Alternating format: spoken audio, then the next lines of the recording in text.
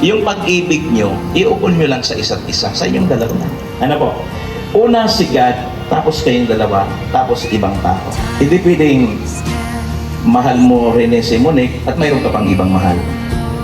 Hindi pwedeng Monique si Rene mahal mo at mayroon kang kasunod na mahal. I will be brave. I will not let anything take away what's standing in front of me. Ng lahat, ang nagbibigay pahintulot kay Rene Barotelio Federico na ikasal kay Monique Iraola Cabalquinto. Sino po ba ang may papahintulot? Siyempre, ang tatay.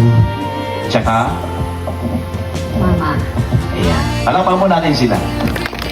Tatanungin ko po kayo, binibigay niyo ba kay Rene ang blessing po ninyo? Binibigay niyo. Yes. Yes, Bongbo? Yes. Ikaw naman, nanay. Yes po. Salamat po. Mahalaga po ba ang nagbibigay pahintulot na si Monica Iraola Cabalquinto makasal kay Rene Barotelio Federico?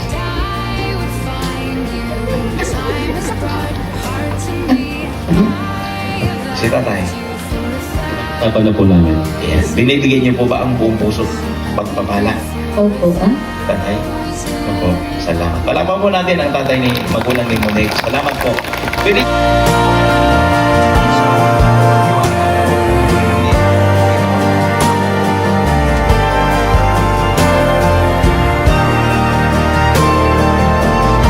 Kung yayayain si Monique na tumira sa inyo, sa bahay ng pamilya mo, or wag ka rin papayag na titira kayo sa bahay ng pamilya ni Monique.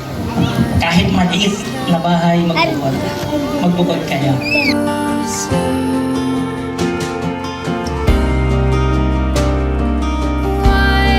step closer. It's always been you. It was you yesterday. It was you today. I will be you tomorrow. And for the rest of my life, it will be you. I love you. No matter what happens, I will love you at your worst and will always be there to support you. It's not about you versus me, but us building the family.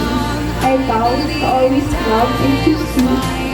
Love is as you yesterday, today, and forever. Amen.